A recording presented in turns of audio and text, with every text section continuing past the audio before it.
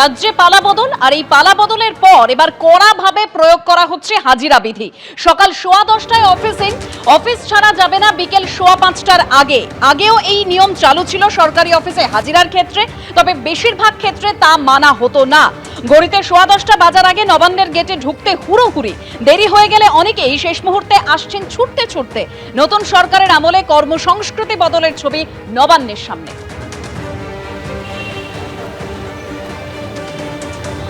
আজ বিধানসভায় শপথ নিলেন জয়ী প্রার্থীরা। একের পর এক জয়ী প্রার্থীরা তারা শপথ নেন। প্রথমেই মুখ্যমন্ত্রী শুভেন্দু অধিকারী, তিনি ভবানীপুর বিধানসভা কেন্দ্র থেকে আজ বিধায়ক হিসেবে শপথ গ্রহণ করেন।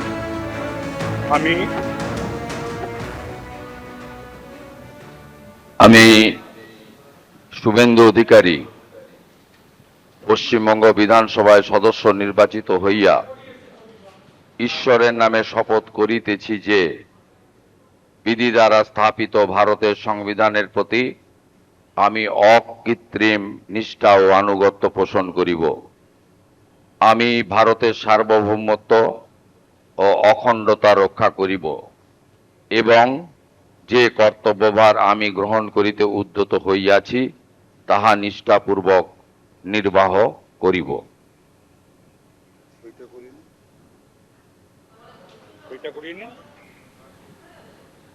তারপর খড়গপুর সদরের বিধায়ক দিলীপ ঘোষ, তিনি আজকে শপথ নেন।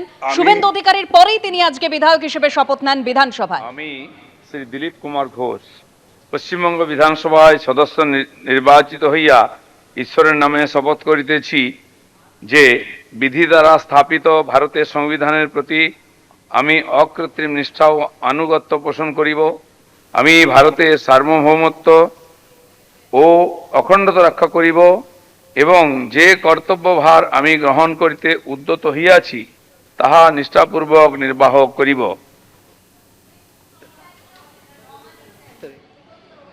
শুভেন্দু অধিকারী আজ শপথ নেন বিধায়ক হিসেবে। এর পাশাপাশি দিলীপ ঘোষ, অগ্নিমিত্রা পাল, নিশীথ প্রামাণিক, অশোক কীর্তনিয়া, ক্ষুদিরাম টুডু, তারা প্রত্যেকেই আজ শপথ নেন। প্রথমার্ধের শপথ গ্রহণ প্রক্রিয়া ইতিমধ্যেই শেষ হয়েছে। দ্বিতীয়ার্ধে আজ উত্তর 24 পরগনা, দক্ষিণ 24 পরগনা এবং নদিয়া জেলার যারা জয়ী প্রার্থীরা তারা শপথ নেবেন।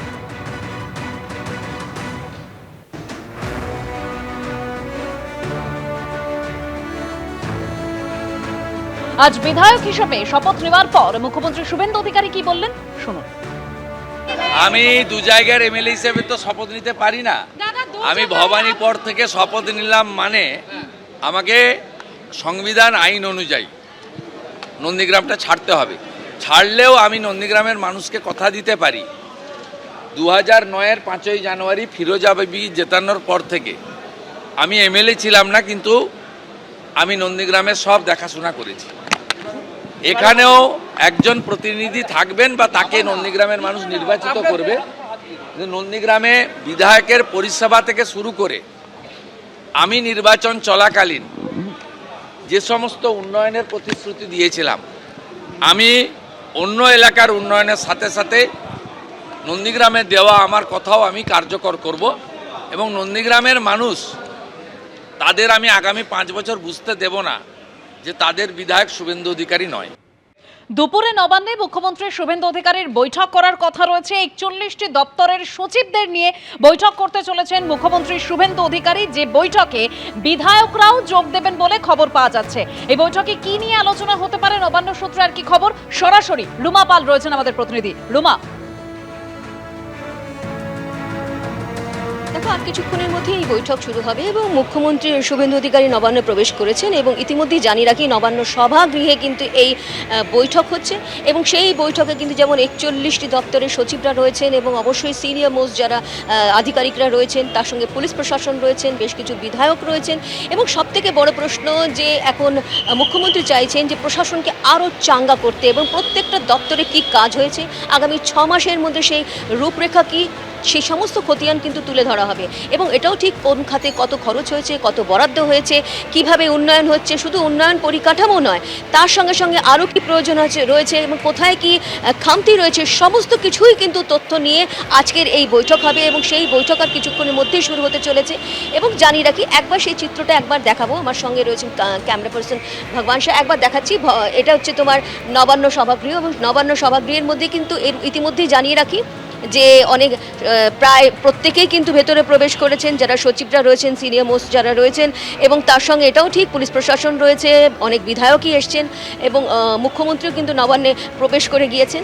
অন্যদিকে জানিয়ে রাখি, দেখো মুখ্যমন্ত্রী হওয়ার পর থেকেই কিন্তু একদম প্রশাসনকে চাঙ্গা করতে এবং কোনোভাবেই যাতে কোনো কাজ কালকের জন্য না ফেলে রেখে আজকে সেই কাজ করতে হবে, সেই কাজ সেই বার্তা দিতেই কিন্তু এই বৈঠক হচ্ছে। খুব স্বাভাবিক, এই বৈঠকের পর যেমন একাধিক জানিয়ে রাখি যে যখন থেকে তিনি দায়িত্ব গ্রহণ করেছেন তারপর থেকে কিন্তু যেভাবে বিভিন্ন দপ্তরের ক্ষেত্রে কিন্তু একের পর এক পদক্ষেপ নেওয়া হচ্ছে, সেক্ষেত্রে এই আজকে এতগুলো দপ্তরের সচিবদের সঙ্গে তিনি যখন কথা বলবেন এবং অবশ্যই তাদের যে সমস্যা এবং তার সঙ্গে সঙ্গে কত খরচ হয়েছে, কি হয়েছে, কতটা উন্নয়ন হয়েছে, সব কিছু জানার পরই কিন্তু পরবর্তী কি নির্দেশ দেন সেদিকেই দেখা।